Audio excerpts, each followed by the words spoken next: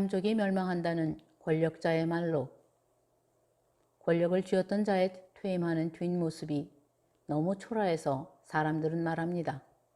그까짓 권력이 무엇이라고. 하지만 권력의 자리에서 3일만 지나보면 그 위력을 온몸으로 체득한다고 합니다. 그래서 군수라는 말단 자리에도 대를 이어 물려주고 싶어 한답니다. 재물이 아무리 많아도 당대의 권력자 앞에서는 힘을 쓸 수가 없습니다. 대한민국에서 돈이 제일 많다는 이재용 삼성 부회장도 결국은 권력자의 청탁에 굴복하고 만 겁니다.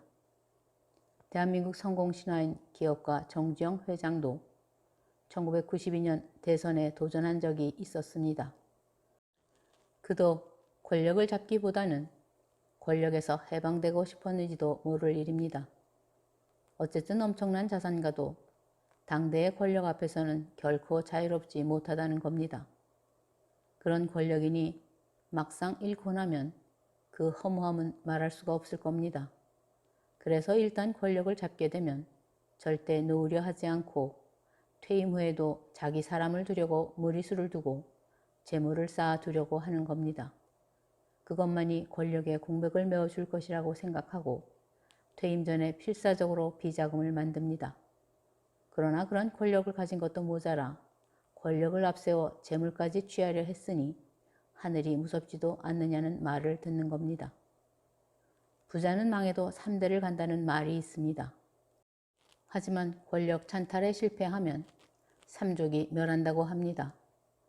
부자는 망해도 목숨은 부지하지만 권력자가 권좌에서 물러나면 목숨은 물론 자손까지 위협을 받는다는 말입니다.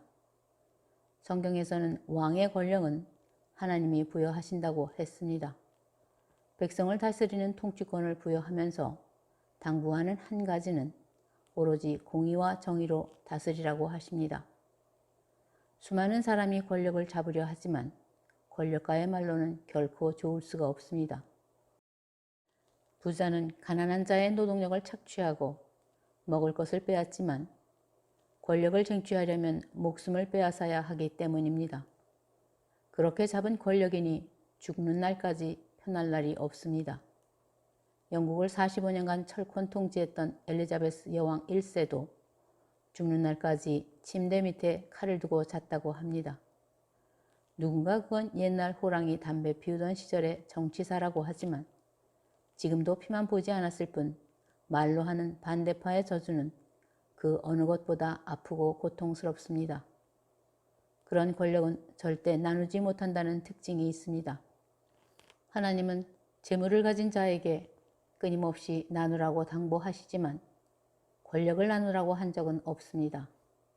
그런데 최근 정치인들은 노선이 다른 사람과 통합 운운하면서 마치 포용의 대은의식을 보여주려고 하지만 그저 민의를 현혹하는 것뿐입니다. 고려를 멸망시킨 조선이 창업 초기에 태조 이방원은 아들 세종의 권력을 나눌 가능성이 보이는 사람은 상하 고하를 막론하고 척결한 후 정권을 이양하는 이유이기도 합니다. 요즘 여러머리를 주도하면서 민의를 따른다고 하지만 통치자의 대의와 국민의 대의와 일치하지 않을 수 있습니다. 다시 말하면 돈을 벌어 식소를 먹여 살려야 하는 아버지와 용돈을 타서 쓰는 자식들과 추구하는 바가 같을 수는 없습니다. 물론 한 가족이라는 연대의식은 있지만 그 역할과 방향은 제각각이라는 겁니다. 하지만 자식의 자리에서 아버지의 마음을 절대 알 수 없을 겁니다. 그런데도 아버지가 대세를 따른다며 어린 자식의 자리로 내려가는 것이 아니라 자식이 아버지의 자리에 있을 때 잘 살게 하는 대의를 따라야 하는 겁니다. 설사 자식이 아버지가 대세를 따르지 않아 되는 일이 없다고 종주먹을 들이대도 아버지는 멀리 보는 대의를 따라야 한다는 겁니다. 하다못해 집안의 아버지의 역할도 이러하건만 하늘이 낸다는 큰 권력자는 당연히 세운 자의 뜻을 먼저 헤아려야 할 겁니다. 영국을 해가 지지 않는 나라로 만든 엘리자베스 1세는 의견이 분분한 사안에 결정을 내리면서 이렇게 말했답니다. 사람마다 생각이 제각각이죠. 누구의 판단이 최선인지는 하나님만이 압니다. 그녀는 어떤 결정을 내릴 때 주변의 모든 사람을 물리고 혼자만의 깊은 묵상의 시간을 가졌다고 합니다. 이스라엘 선지자 예레미야는 통치자는 정의를 구하고 진리를 구하는 자라고 했습니다. 하지만 진정 진리가 무엇인지 알고 행동하는 지도자가 없다는 것이 문제라고 했습니다. 대세가 판을 치는 요즘 섣부른 행동보다는 더 높은 의의를 찾는 지도자가 먼저일 겁니다. 세상에서 모든 것을 다 해보았다는 지혜의 왕 솔로몬도 고백합니다. 사람들아, 어떤 지방에서 가난한 사람이 억압을 받는 것과 공의와 권리가 박탈당하는 것을 보더라도 그런 일에 놀라지 마라. 높은 사람이라도 더 높은 사람에게 감시를 당하고 그들보다 더 높은 사람이 있다. 대한민국 5년 단임의 대통령의 권한은 다른 어느 나라보다 크답니다. 사실 권한이 큰 만큼 결과에 대한 책임도 크다는 것을 시작에서 생각하지 못하는 것 같습니다.